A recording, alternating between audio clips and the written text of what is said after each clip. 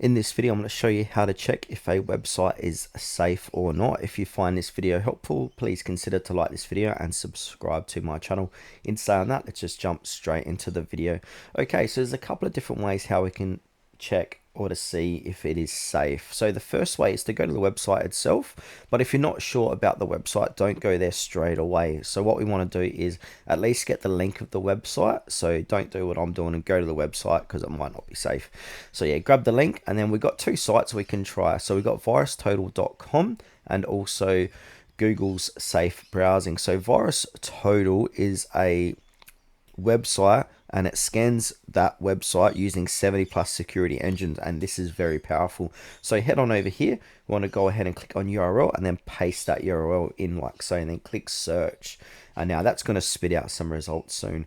Now it's going to give us a rundown if it is safe or not. As you can see here, it's clean for all of these security vendors analysis.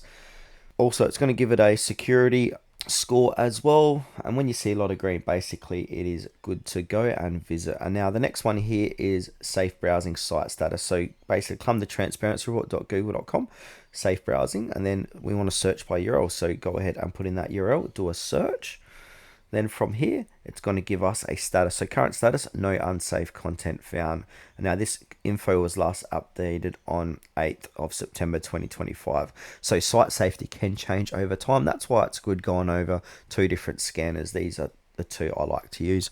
Now the third way, if that comes out positive with both, come back here.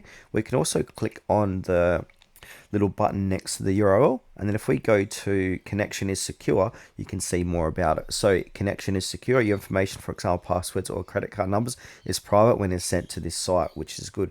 And also the certificate is valid, so you can go ahead and look at the certificate and you can see it is valid.